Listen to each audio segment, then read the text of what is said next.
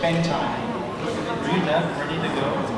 It's 5:03, guys. The people are waiting. It's time. All right, since nobody else is going to start this, I guess I am. Hi, everybody. He is in charge, but he didn't start it. All right, whoever's in charge, let's do it. Let's do it. I'm excited. Hi, I'm Michael Clarion. I'm one of the heads of Wikizilla, in the Ghidorah sense, but also I do matter this side. I have worked on basically every video the YouTube channel has put out for the past 4 years, mostly as a writer, but occasionally as an editor and narrator.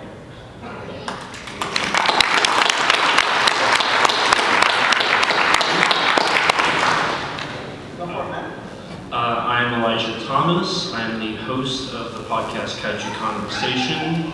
And the littlest gatekeeper. Yes, Nathan. Yes. I'm also a writer for Kaiju Ramen Magazine and Kaiju Ramen Media. I've also dabbled in toy photography and YouTubing. And I used to write for sci-fi.com until they started doing a little too much clickbait for my liking. And then I got the gig at Kaiju Ramen. So, yeah.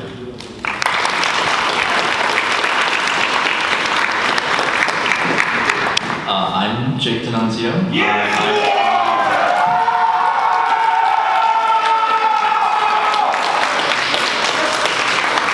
All right.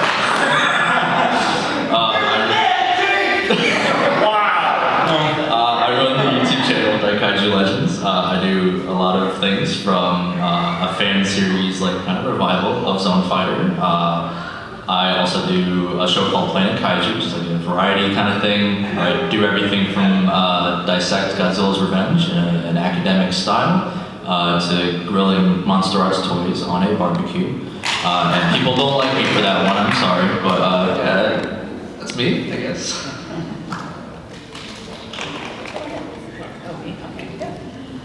Hi, my name is Kim Lacanilo. I'm known as Kaiju Kim on YouTube.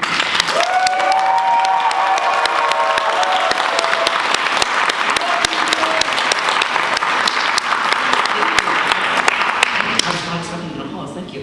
I'm not used to being on this side of the panel. I'm usually in the audience, but this is my first G-Fest panel, so yay. I run a weekly live talk show called Chill with Kaiju Kim every Sunday at 7 p.m. Eastern Time. We have an episode from here. Yes, tonight we'll be doing a G-Fest wrap-up stream, so tune in for that.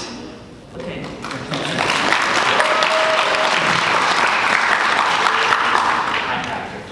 Hello, G-Fest attendees! I have to return the energy. I am Nathan March, and the host and curator of the Monster Island from Volta podcast, seeking entertainment and enlightenment through Talkusatsu, as well as co-host along with Travis Alexander of Henshin Men, a podcast about the appreciation of Japanese superheroes and their high-flying and eye-kicking adventures, like Ultra 7 over there.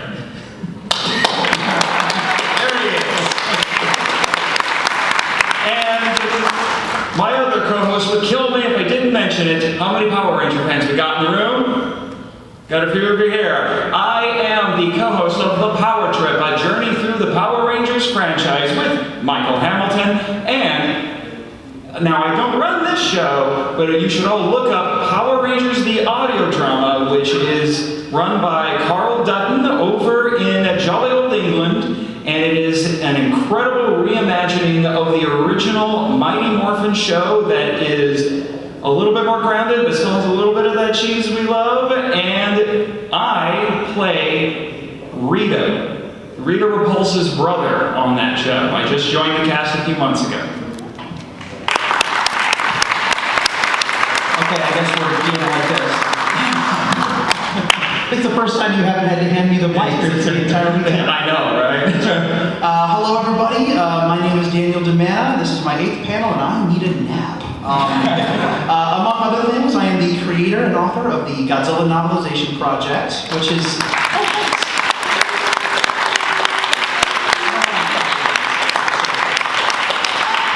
Thank you all. My podcast YouTube credentials aren't quite at the same level as the other fine people here, but I do run my very own podcast. It is actually an exclusive podcast for the GNP's Patreon supporters. It's called Monster Musings. And in addition to that, my exposure on podcasts is actually kind of unique because I do have my own, but I've actually kind of carved out an interesting niche for myself, guesting on other podcasts. I've been on a lot of YouTube live stream shows and other people's podcasts. I've been interviewed. That's right. I basically live on Monster Island on your show at this point.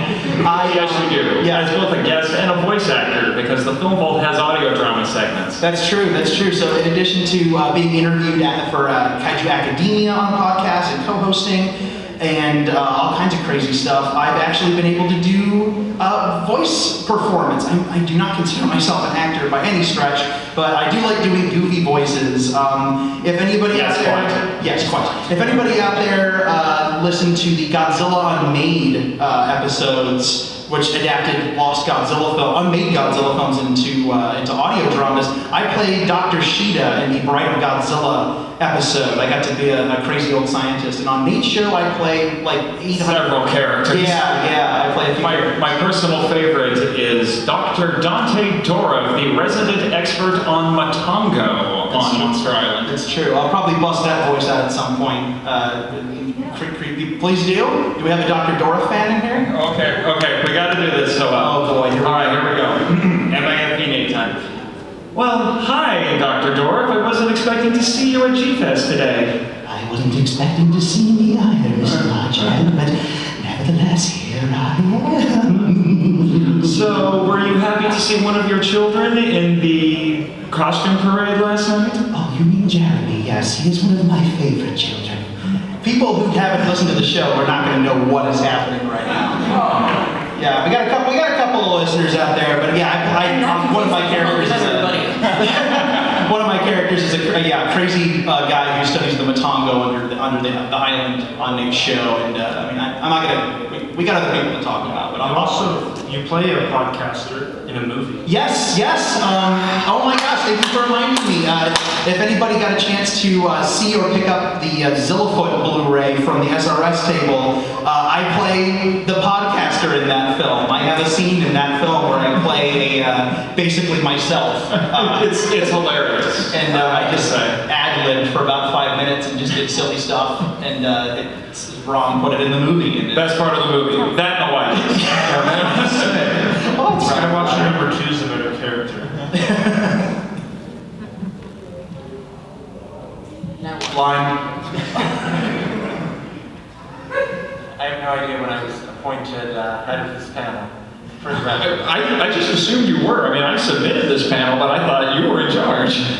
No, I just happened to be standing here when you all came in. Sitting here. So the first thing you need to know about creating content is to be prepared.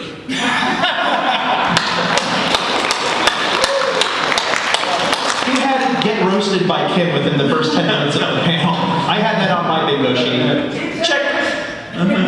Team Savage, yes. Team Savage.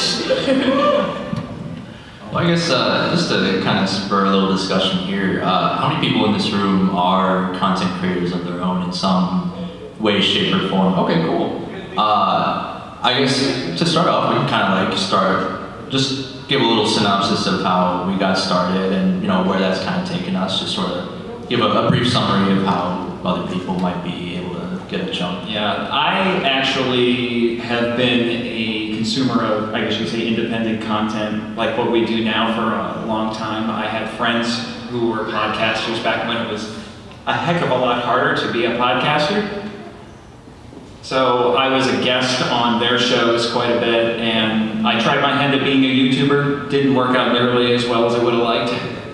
But then a few years ago, I got into podcasting, and I fell in love with it. It was really my format. I was on another show for a while, and then in 2019, after finishing my first year of grad school, I decided, you know what, I'm going to get back into this. And there's a whole story about buying the soundboard and everything, which is in large part why my podcasts sound as well as they do, as good as they do. But we don't have the time to get into that. There's a lot of people up here. But I launched the Monster Island Film Vault in fall of 2019. I announced it at the last G-Fest that we had on a panel that Danny and I did, played the trailer for it, and it's been going strong ever since. In fact, I literally had 2 friends who were listeners initially, launched their own shows, and asked me to be their co-host for a couple of other shows, and that's been insane, but that's how I roll.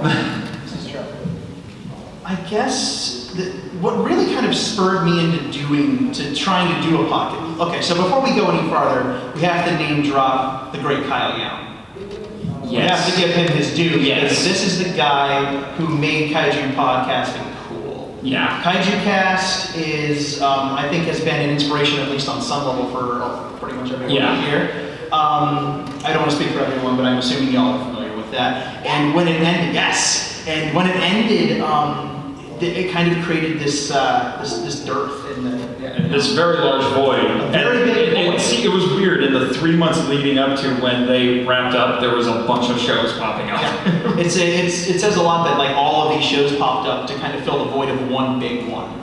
And it was really, really inspiring to me personally, because when I first met Kyle and got to chat with him in, oh my gosh, probably 2011, 12, something like that. And I was just in awe of what he was able to do with a microphone. And I mean, this was before, like, everybody had a podcast, you know what I mean? Like, we're at a stage now where anybody, for very little funding and very little quote-unquote experience, can start their own thing. And that is really the combination of the inspiration from people around me, and also the fact that it is so easy now, really, really inspired me to want to give it a try in some form, because the fact that literally anyone with the right resources can sit down and record a podcast.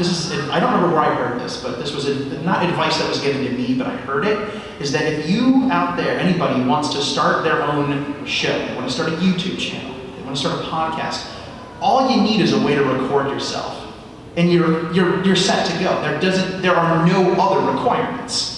You don't have to, be a certain kind of fan or be at a certain level of expertise or anything like that to want to say something and project it out there. Just do it. If you have a phone, record yourself on your phone, and that's your podcast. There's no limits to it, and that's exciting. That's really, really cool.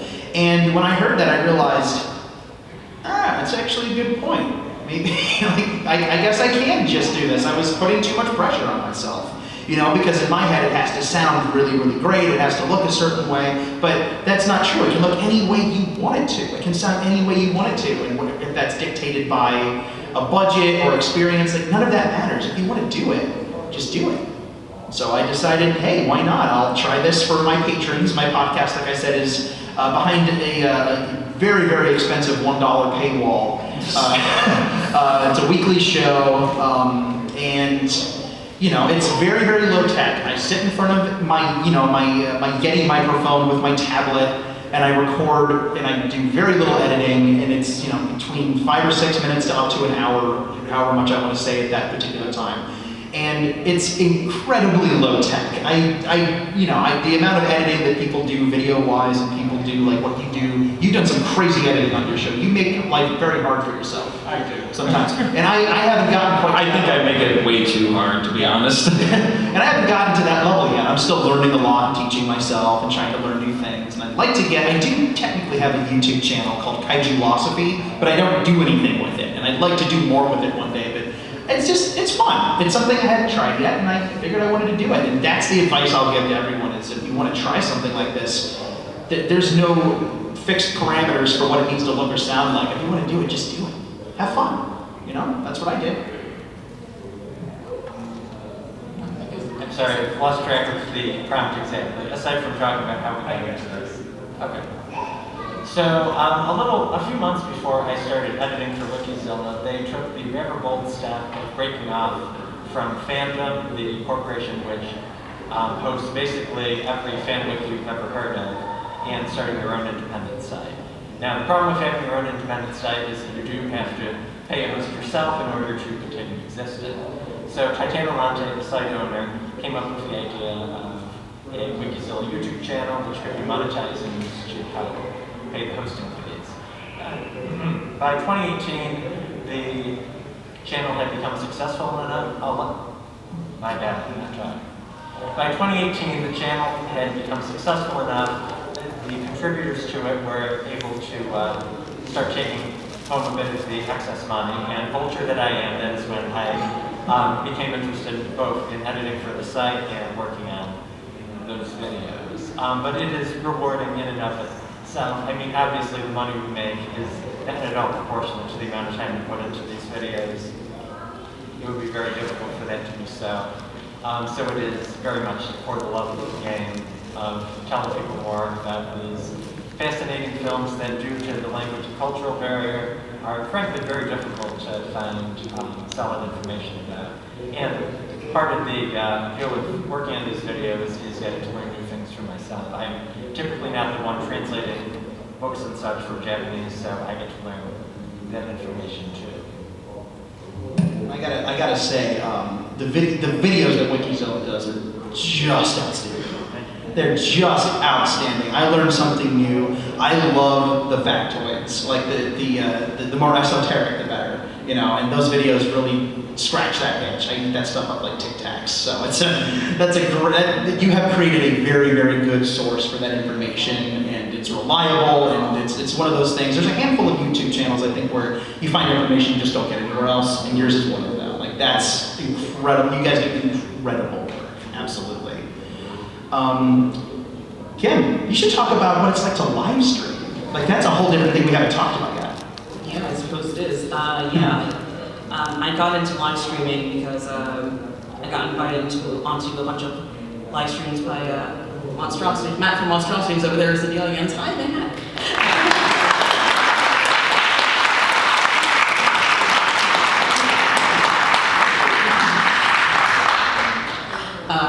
So I started live streaming because, you know, it requires a little less brain power than video editing, which I do love. I got into video editing when I was like 15 years old. I started, you know, making music videos for this stupid little TV show that I was into, and then eventually I did Godzilla music videos, and then I eventually created a YouTube channel called AlizDog5491. That's Godzilla backwards, plus the year Godzilla was created, plus the year I was born. And then my main series, I guess you can call it, was called Godzilla Blog. It was this really low quality, really low effort slideshow style videos where it's just pictures and text and music. This is before I became comfortable in front of a camera. Windows Movie Maker. Good times to be had by all. Then fell off that for a bit, and then Little Miss Corona happened in 2020, and I got the fire to want to make videos again, and then I renamed my channel to, it was originally Kaiju Queen, but then I'm not going to deny that, but I felt like I was just trying to pretend to be something that I'm not, which is not something I want to do. I just want to be me, so that's where Kaiju Kim comes from, because I like Kaiju, and my name is Kim. And alliteration. And alliteration, yes, very good. So that's what I do. That's how I got into it, and it's a good time. I'm doing it for my channel. My channel as Kaiju Kim has been up for about 2 years now, but I've been doing Chill with Kaiju Kim for a year and some change. And it's been a good time. Got to interact with a lot of people that I probably wouldn't have interacted with otherwise, and it's helped me come out of my shell a little bit. I'm very much an introvert, so I'm very, very nervous right now. Kim, you are rocking it right now.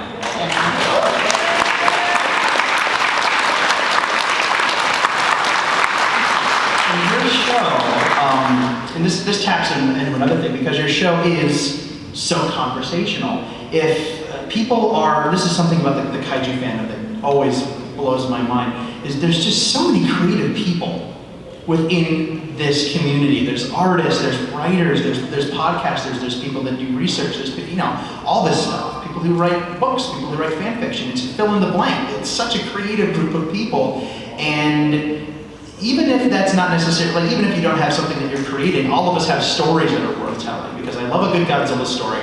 And Kim, what you do is you give people a place to promote things that they're working on, talk about their passions, and share those stories. And so if you ever need a good fix for, creative kaiju content and also just listening to people tell fun stories and just talk about things that you also connect with and things that mean a lot to you, stuff within the Godzilla franchise, then shows like Kim's show that's the place to go. And it's an incredible service that you provide. I know it doesn't feel like that when you do it. You're just sitting and having simple conversations, but the ripples of what people like you do go out farther, and it's a really special thing. So thank you. Thank you. Big star at the end there. I got started on YouTube like 12 years ago at this point, playing with dolls in front of a camera basically, and 12 years later I still do that essentially. I think at a young age like that I was basically searching for some kind of creative outlet. I've always had like a weird filmmaking passion. That was one of those like home video kids, run around with a camera, or I made videos for school projects and stuff. And around that time, there's a lot of like the kind of original wave of Godzilla YouTube people who were making fan films and stuff with figures, and I was like, whoa, that's really cool. Like I have a box of those in the closet. I can just do stuff like that, I guess, and try to entertain people. But then it's become something like a huge part of myself. I think like it led me down a career in filmmaking, and I learned a lot about editing, visual effects, which is kind of like my main thing, and motion graphics, all this, and it's just kind of inflated into this weird passion of mine that I've still kept up with to this day. It's I don't know. As long as I'm having fun, that's my main goal. Really, it's an outlet at the end of the day. We're gonna make me talk now. Okay. Yeah, your turn, man. Yeah. You're a podcaster, it's what you do. Yeah, not in front of people, I do it in front of a computer screen. Instead of at a desk, there's a computer, and then you talk. And it works. That's how that works. Really? That might work, a little laptop or something. I prefer to talk to people and the computer. Sometimes people in the computer. There's a lot of jokes that at first I started, when I was young, I wanted to be a filmmaker, like Jake. I had my Godzilla action figures, and I would do little horrible shorts with, I used iMovie, but I didn't know how to make the movie, so I used the trailer, so it was even worse. Eventually I got to the point where I wanted to actually do something, and the school project required me to do a movie. It was for English, we had to write something and then we could make a movie out of it. So I decided to do that, and then I looked at that, I was like, okay, I'm going to G-Fest, this was a few years back. And from there I was like, I'll fix this a bit, make it look okay, and then I'll put in the amateur video contest. And I did. I didn't win. It was my first time, so it makes sense. But from there, I wanted to keep going. Eventually, I started doing YouTube videos where I would talk, and all this was on my phone, which it wasn't as good as I could do with like Adobe or something. But I was doing the YouTube thing, working on some short films and just some videos, and I met some people who were wanting to start a podcast, and I was like, I know a lot about Kaiju, I'd like to think. I can name all 36 Godzilla movies, so maybe I can do something. So I did that, joined them. After a while they were done, but I wasn't, so I kept going with it. Kept doing the short film thing. Eventually in school I was able to do a class where I learned how to do film editing and all that. So I was doing short films there, doing the podcast. Around this time I also was interested in toy photography, so I started doing that. It's another side thing. I just like doing a bunch of stuff, sometimes too much. I don't think you sleep. There's been nights that sleep hasn't happened. And then I was doing that, And then until about a year ago, a little under a year ago, I stopped podcasting and all this. YouTubing, my phone was driving me crazy, so I stopped doing that for now. But I got the opportunity to be an assistant director and a stage manager on a Little Shop of Horrors production. So I took that opportunity, which was very exhausting. There's a lot that goes into that, a lot of planning, a lot of stuff. And I did that, and then from there I was asked to be an actor in a play, so I did that. And then they asked me to come back and stage manage another play. So for the last year I've been kind of juggling all of that. And then recently, Yeah, you want to talk about that? I got you back in. yeah, so Got you back into the habit. So I've been wanting to come back, but it's a lot of work because Danny is right, you can just record it, but I'm a perfectionist. I gotta have editing done, I gotta have an intro and outro. It's coming, Nathan. You need one. Graphics for all the episodes, summaries, all that stuff. So I love making sure it's good. So it was hard to get me back into that. But an interesting occurrence with my fellow podcaster here, we were both born on the same day, not the same year. Yeah, but same day of the month, same day of the year. Yeah. Along with Ray Harryhausen. Ray Harryhausen. I was crazy enough that we shared a birthday. Then we found out we shared a birthday with Ray Harryhausen, so I said, we need to do an annual crossover episode on both of our feeds talking about a Ray Harryhausen movie. And because you're a weirdo, he said we should go backwards. So we started at the end with Clash of the Titans. So we did that, and I just actually released another episode Wednesday before G-Fest started, talking about what I've been doing, all that, and me and my co-host, his name's Rex, we're gonna keep doing stuff, and I've been working on short films through the class, and yeah, we're gonna hopefully get back into doing more of that, and maybe some crossovers here and there, and some other exciting stuff. I'm currently working with SRS on something. I can't talk about it, but I am working with them on something that is pretty exciting, and I can't wait for it to come out. So that's all I got. Good This talk. is the stereotypical YouTube content thing, but I think we could open the floor to Q&A if we'd like to. I think Let's do it. People like to question people. They're going to question our sanity? Is that? They're already doing that. We're gonna question yours, Nathan. I invite it. I know I am.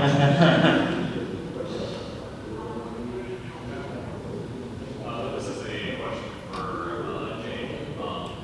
In what ways would you say that developing your Godzilla series has helped you as a creator? It taught me that I think importantly, it taught me the aspects of filmmaking that I don't like. I'm not like a writer. I'm not like an audio guy. Because I kind of just went into it because I'm like, I want to make an Ultraman show, which is, a very small little thing to want to do, of course. But I was in high school at the time, kind of wondering about the future. Like I wanted to make movies in some way or work in the industry, and it really taught me, just by doing everything myself, what I really did and didn't like about filmmaking, and that kind of helped me fall into visual effects as like my mainstay, as what I enjoy doing. I still write and direct and shoot a lot of my stuff with the help of some very, very helpful, gracious friends of mine, of course. But I think that's the biggest thing that I've learned is by doing every possible job all at once, you learn very quickly what works for you, I guess, as a creative, and that's important so that you don't get burnt out, because then you don't like anything, and that's no way, no.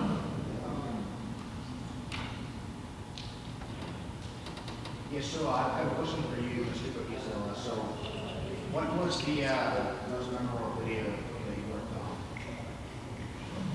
I absolutely adore all of the April Fool's jokes we get to do. The profile on Skeleturtle. Yeah. And it's an opportunity not only for us to get to let loose, be a little less formal, but also the videos are shorter.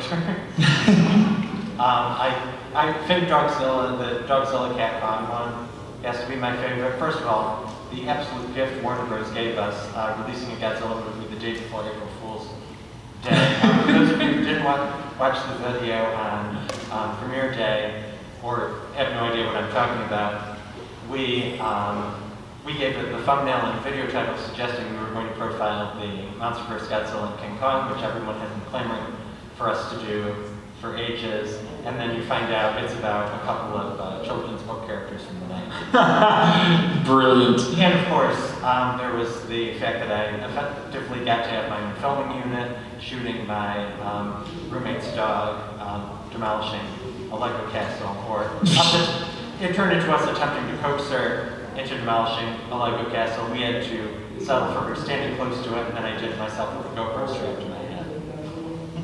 I mean, none of the other videos offered anything that visceral. It's mostly just me typing on my computer or dragging things around in Sony Vegas.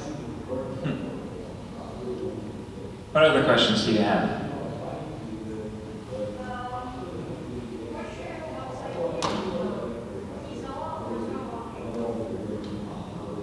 It's wikizilla.org. We have some back channels we use to communicate with Toho Kingdom, but we're not officially affiliated with them.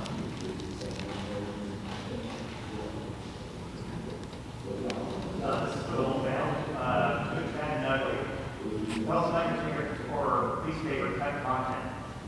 Type of content? Content. I'm sorry, I can't hear you. Cut content. Cut content. Oh, you mean like stuff that we've not released? Yeah, what's on the cutting room floor? Oh man, that's interesting because a lot of what I cut from the podcast recordings ends up as blooper reels for patrons. So you can actually hear some of it. As for, I'm trying to remember, think of what would be the best one. I think I know what your favorite is. Oh, what is that? Kaiju Weekly episode Terror. Okay. Well, okay, so that's not one. It wasn't from my show. There's a lot of great stuff coming from my show. We made it. Yeah, we recorded it. Yeah, we made it. We got into a tangent on a friend's podcast, Kaiju Weekly, which is hosted by, well, both of my co-hosts on my other shows, Travis Alexander and Michael Hamilton. And Travis couldn't make it, so the two of us were on. We were talking about Mechagodzilla. I don't know how we got on that. It was late. I think it was really late and we were tired. Yeah. And Michael's a crazy person. Yes, he is. Somebody's recording. He's a crazy man. And we got on this rando tangent that got cut where we basically started cracking jokes about how Michael needed to do an episode while drunk. And then it turned into what we thought, you and I thought drunk Michael would sound like talking about Godzilla movies. And it's been this massive inside joke between the three of us for I think a year and a half now. Was that 15 minutes of just drunk Michael? Yeah, so us all faking drunk and talking about it. The best line that came from it was in Queens. That's mine too. That's gotta be it. Probably best if this never sees the light of day, gentlemen. Yes. There's potential blackmail material in that, so don't anybody hack his computer. Omniviewer. What does real Monster X taste like? You've been waiting all weekend to ask that, haven't you? I taste like chicken. Okay, I'm just curious. Did anyone else want to answer the cut content question? Sorry, I jumped ahead. Oh, sure, I'll jump in. So it's kind of a tricky question with Wikizilla. We do have a number of scripts that people have partially worked on but aren't complete yet, that have been incomplete for years. Probably the closest a video has come to being complete while collecting dust is the one I wrote last year about Yoshimi Tsubano, the Godzilla vs. Hedorah director, his entire career. Kyodai Kino has recorded the narration, but shortly after he did so, I took a long trip to Hawaii, moved, started graduate school, decided to take on a wildly ambitious GFest panel, and I have not gotten around to doing anything with the narration yet, but you will see it someday, even though the window of relevancy has passed somewhat with the movie's 50th anniversary.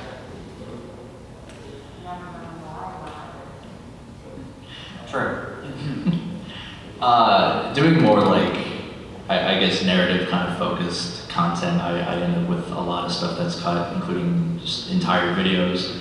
I mean, episodes of the Zone Fighter show thing that I do, like there's scenes upon scenes that are just like, we never get to film them because it's full of, you know, all my friends playing characters, and we all have school or work to deal with, and it's difficult to schedule a lot of things. So sometimes I'm just like, all right, I gotta leave some stuff out just so something will get done.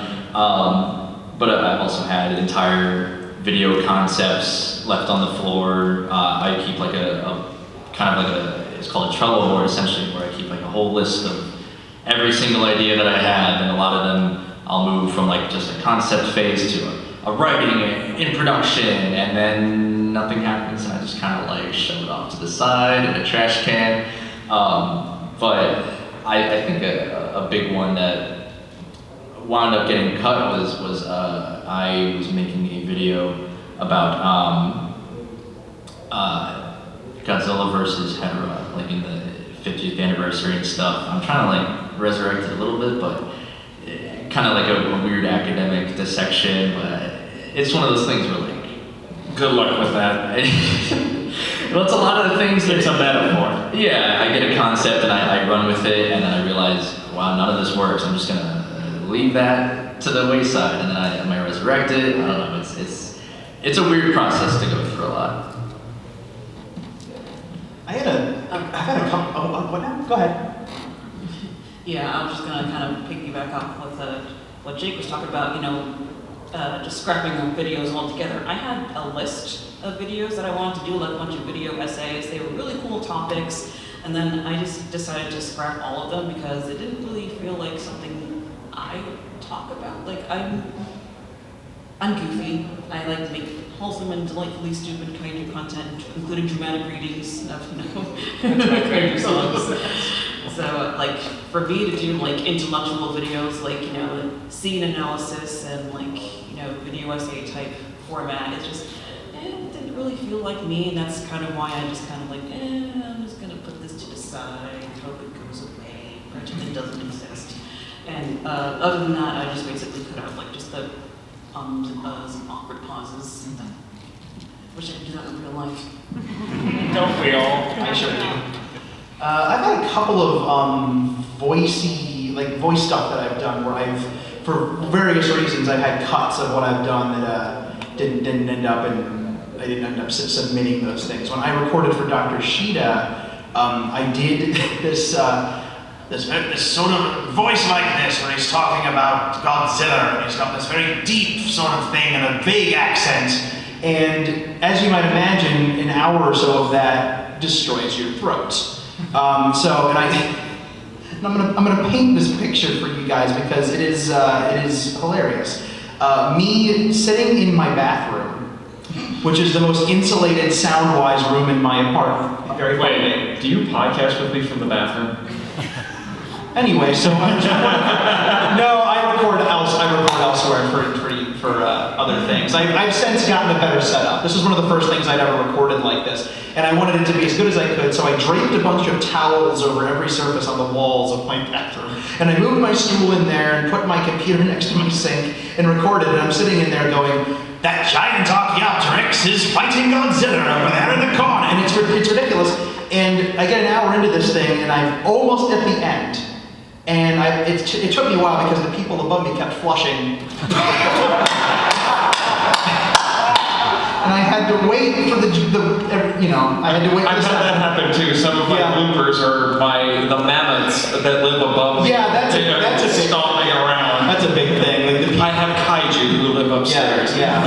And the people who live above me, bless them, never sleep. And, so it's never a good time. But I'm in the bathroom, and I finally get to the last couple of lines, and my voice just done. I'm done. I'm just like, I can't do this anymore. So I went to go grab something to drink, thinking it might help refresh my voice. And I couldn't tell you why I grabbed milk and drank that. It ended up having the opposite effect, and it made my voice sound completely different. And I tried recording it like this, and it sounded ridiculous. It sounded like I was like inside of a fish tank. It was just like, it sounded terrible. And so I recorded a little bit of that, and then I went back and listened to it, and I thought, this sounds like a horror show. And that got deleted. That'll never be a blooper. That is gone. But I went back the next day, and when my voice had recovered, and recorded the rest of the dialogue and sent that in. But yeah, there's a version of me that sounds just like tired, like my voice is gone, but then like somehow it's back, but worse. It's funny. And I'm in my bathroom doing it, so it was extra stupid. I see a hand up, put back there. Yeah, one quick question. So obviously Toho is notorious for battling it out with fans over certain things. Have you guys ever got a video game or taken down and had to redo it because you had a 3-second clip that you edited down to a 2-second clip, so it wouldn't be a constant ID or whatever? I know the Godzilla page is really good about showing enough footage without showing too much to get content ID or whatever. And also, the second question is, there's so many Godzilla related shows in the US. Does Japan have their own podcast team that does shows? So you praise us for our content ID dodging, but we have had the occasional problems, like the original Kaiju video, which just sort of evaporated one day. We've had some copyright claims because of music that was ill-chosen. I think that's why we redid our last Kaiju profile, the Monster vs. Mothra, Ghidorah, and Rodan video, because we used the Japanese theme song, and that was a no-go. But yeah, the Toho's insane policy where you can't use more than, I believe it's 6 seconds of continuous footage from any of their films does make editing the videos a lot more challenging. But you do a good job. Thank you. But yeah, there's nothing we can do about it really. You think that Toho would embrace this kind of stuff? You would think all of them would. Yeah. Seriously. I haven't had to deal with that in terms of podcasting, but I do make YouTube versions of each of the episodes. So if you would rather listen on YouTube and not to a podcatcher for the Film Vault, you can do that. And it's not that. I don't get struck down, and it's not Toho. I've occasionally used some Toho stuff. They've never come after me for it. It's Super Riot, because I use like the first 5-6 seconds of the Ultraman's Z theme to announce a segment on the show, and it gets dinged every single time. It says I can't monetize it. There's nothing more frustrating than putting your heart and soul into video and you're excited, you upload it, and then you get that little red. I hate that so much. That is the bane of my existence. That's a really funny story about copyright claims. Okay, yeah, I have a couple of things. So, first of which, during my charity stream I did back in December, it was a Christmas themed stream. Yeah, it was no, Daniel I was watching on it. He was watching. You were on it with me. So part of the stream, we were going to watch a film that's in the public domain. Well, let me say that again. In the public domain. Okay. Santa Claus Conquers the Martians. Okay, so we didn't even get past the opening credits before the stream got blocked. Nobody owns this movie. Who was doing that? Who wants that Explain movie? it to me. Make it make sense. I don't understand. Riff tracks. Yeah, Riff Tracks wants it. Yeah, they can have it. Yeah. I love the Martians. And also, as far as like content ID stuff, I've had more trouble with Toy than I have with Toho. I have this series on my channel called How Did I Miss This, where I watch a Talkusatsu show that I've never seen before, which there are a lot of, by the way, but I digress. But my most viewed video, Kamen Rider 2 video, I have like a little clip like I have like my reaction, and then I have the clip of the show as it's playing, like on the corner. For the entire video, I had to put blocked by toy, so you can't see anything that I'm watching. You pulled a Brandon Tenold, blocked by Toho. Yeah, that's where I got the technique from. But yeah, it's like the crux of the show is me reacting to what's happening on the screen, and all you see is blocked by toy. And it's frustrating, but you know, what can you do? I tend to, if I get like a video dinged with just like a copyright claim or something, I just kind of shrug and go whatever, because I don't worry too much about monetizing stuff, but knock on wood, I haven't actually had a video like taken down yet, or any strikes or whatever, is that what, okay, awesome. I tend to, I think I avoid Toho's wrath just mostly by not using anything of them, because I've been scared of them since I was a kid. Well, I mean, you may have dodged Toho's lawyers, but wait till Bandai comes for you. Oh yeah, once they see that I'm destroying all their toys, and they're like, oh, take this jerk out of here. Use her! I mainly like I'll get dinged because a lot of my stuff, like I'll use Ultraman stock background music or something in the background just to like set the tone of the video, but just also for the purpose of like trying to have a more personal ownership over what I do. I've tried to start either enlisting the help of people to write original songs for stuff. My buddy Riv is in the audience. He does awesome music stuff, and he's a great help to me in that regard.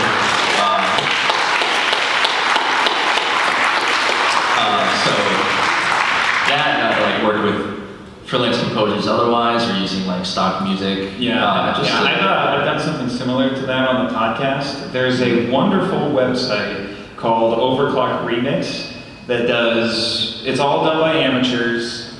Remixes of video game music, but they do it in such a way that it isn't always identifiable, or they use lesser known tracks, and the theme song to my podcast, the Monster Island Film Vault, is actually a remix of a song from Shadow of the Colossus, which I felt was very appropriate. Yeah, it's good to have a resource like that. Any kind of stock stuff.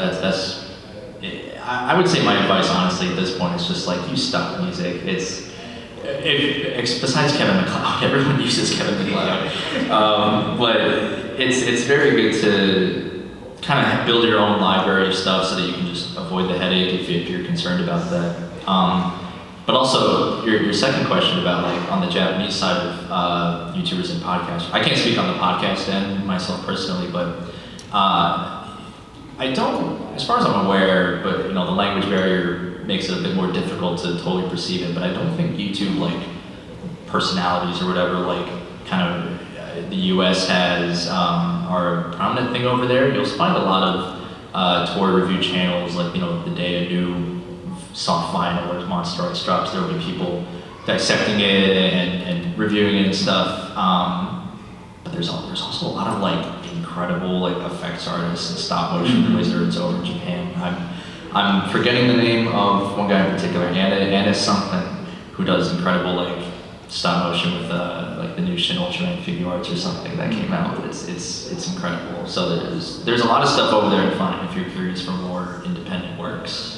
Yeah. Now, I just want to let my fellow panelists know it is 10 till 5 right now. I know there aren't any panels after us, but I'm just letting you know in case we want to stop or if we want to determine how much longer we'll go. 5. 5? We got until 5. We got 10 minutes. More questions? Did you have an answer? I had an answer for both. Okay.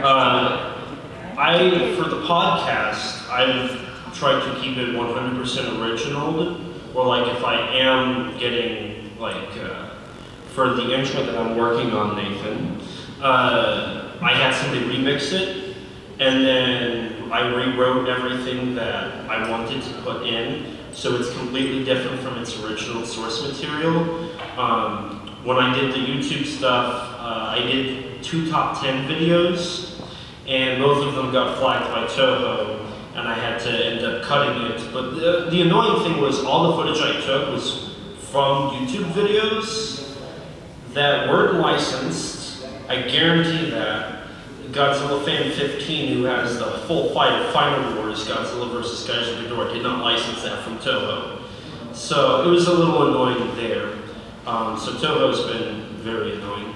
As for the podcasts, I've done a little surfing on Spotify for like soundtracks to movies, just to listen to them. And I've caught a few, at least Godzilla podcasts that are Japanese. I haven't listened to them because I don't know much Japanese, but they do exist and they are. Yeah, I actually have a listener in Japan who runs her own podcast. She goes by the name Kioi Toshi on Twitter, and she knows fluent English and Japanese, but the podcast is in, her podcast is in Japanese. You've had your hand up for a while. I wish. That would be amazing. That would be amazing. He's probably in here right now. We just haven't spotted him yet. He's hiding under a table or something. We can't recognize him without the mask. Sure. What? Is that him? Is he getting pointed out? Monster Island Buddies, ladies and gentlemen. Wow, there we go. The secret is out. No, to be serious, he should be on this panel. He absolutely should be on this. As should Omni, who just left. Yeah, Omni should be on here. I mean, we run the risk of having 80 people all. Yeah, that's why honestly I think the podcasters and the YouTubers should each have their own, so we don't end up with a 10-person panel. I'd love to see this panel continue to go on in future, kind of like the writers panel. I'd like to see it happen more. And if it gets big enough that we have YouTubers that want to do it and people who podcast who want to do it, maybe we split it off. But just to get more people involved. So instead of just 1, 2, 3, 4, 5, 6 of us, if there were 12 of us and 6 of us each did one thing, then that might be easier. Yeah. I think it's working out nice this year though. But MIB, if you're out there listening in the ether, next year, next year, we need you up here. You're awesome. What's your favorite part about doing like Godzilla content and stuff like that? Oh, what was that? What's your favorite part about doing Godzilla content? Oh, the favorite part. Okay. That's hard. That's hard. I will admit that editing is not my favorite part. I know it's a very necessary step, and editing is where a huge chunk of the magic happens. I would have to say probably the actual recording myself, because that's where I get to have lovely people like Kim and Elijah and Danny on, and we just have a really great time. The thing that's fun about the Film Vault in particular is that there's a level of, I guess, role play going on in that, because if you listen to that, I'm basically playing a character version of myself. So we get to make up all kinds of wacky stories and talk about the movies. So like a tradition on the show is inventing crazy stories about how we got to Monster Island every week. So, so I would say my favorite part is the actual recording. I like the recording too, but I am a video editor by trade, so I do like the editing part. But I also like just watching the Godzilla movies again because, as many of you can relate, we grew up with Godzilla, so I'm just, nostalgia plays a part in it, and, just watching all those movies again and making a video about it and talking about it, because if there's one thing that I won't shut up about, it's Godzilla, so.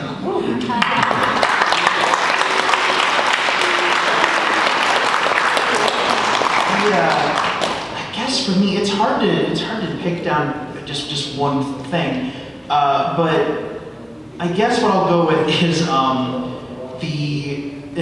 so Nate and I have a running gag on his show where if he calls me or texts me and says, "Hey, what's some academia you recommend for this?" Give me some fun facts about this movie I'm talking about. Yeah, I do a lot of research. Yeah, your show is research heavy, and you and I have talked a lot about stuff because I had so much nonsense rattling around in my brain. And so we have a joke now where he will credit Danny's brain in the show notes. Yeah, if you read the show notes, it's like a bibliography at the end of an academic essay, so that way people can fact check me or do their own research. And I will put in alphabetical order, Danny Spring. Yeah, and I'll always be sure to provide sources for things if I remember where they came from. Sometimes I don't, but finding what's really been really cool about coming onto podcasts and talking about academic knowledge and film history and film fun facts and things like that has been finding at long last an application and a use, a constructive, fun use for the nonsense that's rattling around between my ears. Between all of our ears. Between all of our ears. Like, just being able, and I'm being dramatic, but like the easy, fun, like normal way to say that is it's just fun to talk about this stuff. It's just fun to talk about it, and if it's on Nate's show, then that means I don't have to do any of the editing. Future. So I just get to show up and wax poetic about monster movies and then fly home on my Pteranodon robot. Yes, he took. What was the guy's name? According to the lore of Nate's show, because he broadcasts from Monster Island, I had to be flown to his island to record his show, and I got to leave on Kazuma Aoki's Pteranodon robot for Mechagodzilla 2, and there's an episode where I swindle your fictitious producer. Yeah, what are you talking about? He's totally real. Stop Sure it. he is, Nate. Sure he Stop is. it. Jimmy is real. He's throwing a party on Monster Island in my absence right now. There are professionals you can talk to, Marchand. There are professionals. Which Nate are we talking to now? But yeah, just I don't know. I'm flip-flopping. That's right. But anyway, just getting to nerd out and be myself. That's my favorite part. So as a writer, my favorite part of working on these videos is when my entire desk is covered in out-of-print books and fanzines, and I'm trying to bring to light something fascinating about these movies because of the difficulty of keeping these niche books and fanzines in print has been forgotten about. As a video editor, my favorite part is when the video renders and nothing is wrong with it. Amen. Yes. Yes, So I think I'm going to answer what I thought Danny would say, so I'm going to give a Danny answer. I've been saying this all weekend, so like these people are going to be like, oh my god, stop saying it, we get it. Oh my god, stop saying it. Oh, you haven't said we it. get it. Give me 1 minute, and then you can say it. And it's the friends I've made along the way. I really like, when I started podcasting and doing the YouTube thing, I just was kind of doing my own thing. I'd come to G-Fest, sit in the audience, probably in the back left or right hand corner, not really doing much. And I would like take the info, walk out, go buy $100 worth of action figures, then go and watch a movie, and then go to my room and play with my action figures. Display them, not play with them. Right.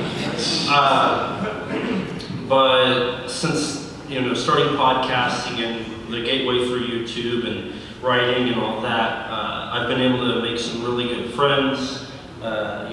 Nate and Danny and I have all hung out this weekend, and we've had a jolly old time going to see movies together, having lunch or dinner together. You should have seen him gush over terror last night. It was beautiful. There are beautiful shots in that movie. It makes me feel special inside.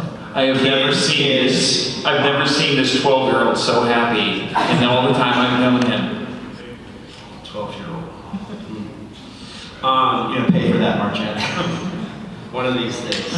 I'm gonna blow up your islands. You terrorist. That's the last episode of Monster Island Film Vault will be me bombing your islands. But yeah, it's been great meeting people and having people come up and say, hey, do you do a Kaiju conversation, or hi ET, because that's my nickname. It's been really fun, and I wouldn't take it back for anything. So. Okay,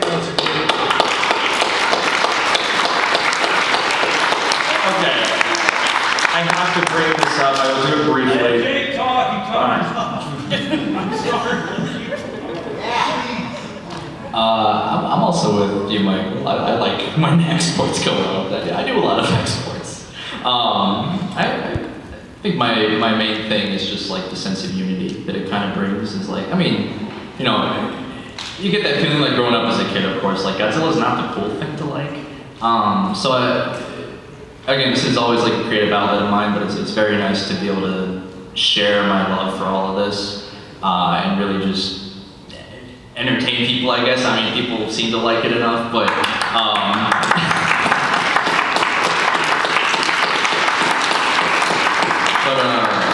yeah, really just having fun with it, and I think it's a special feeling being able to share the passion that we have with anyone who's willing to sit down and give it a watch. And then, of course, I mean, being here, like, you get to kind of put a face to people, and it means something special to, like, that whatever you're making is having some kind of impact, I guess. But overall, I think I like seeing 2 thumbs up on my new video. That's, at the end of the day, that's all I have. Well, it is somehow past 5 o'clock on the last day of G-Fest. And yeah, there's no easy or fun way to say that, is there? Before we go, I think we should do what I know podcasters do and link ourselves so people can find us if they don't know where to find us. That's a good idea. You should go first, Elijah. It was your idea. I was going to say Jake go first.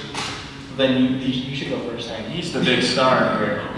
Am I? Okay. I'm on YouTube at Kaiju Legends. That's a little hard to spell though, so if you look up Zone Fighter, for some reason my stuff tends to show up before any official Zone Fighter clips. So that's better.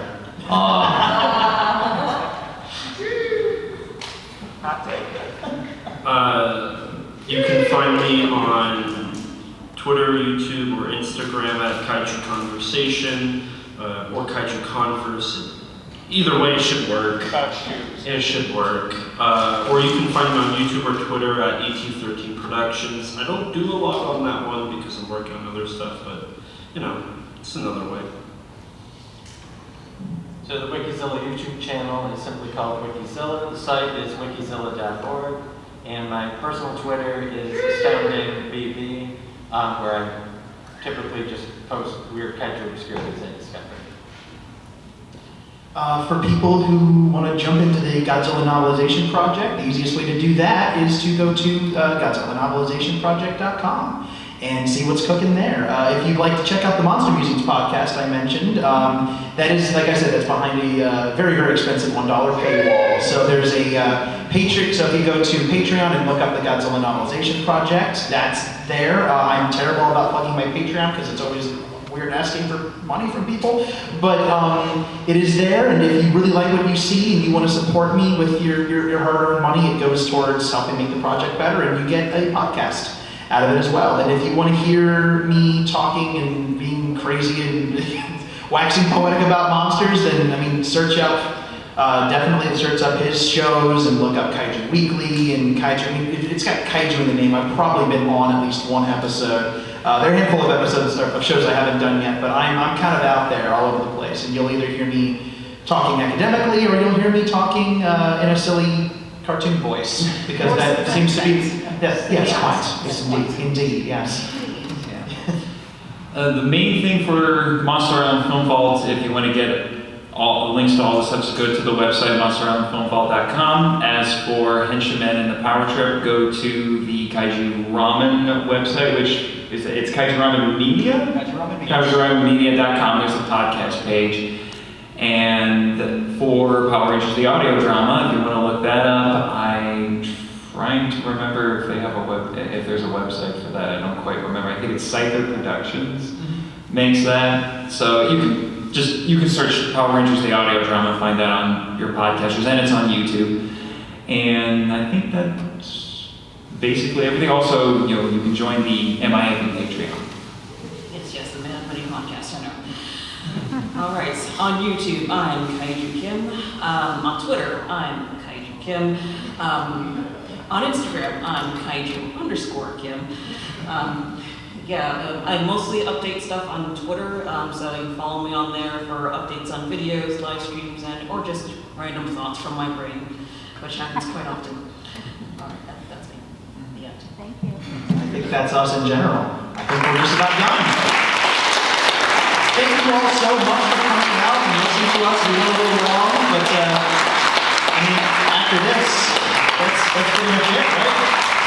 Yeah, it's crazy to think we got through the whole weekend. Thank you for sticking around and asking great questions. You guys.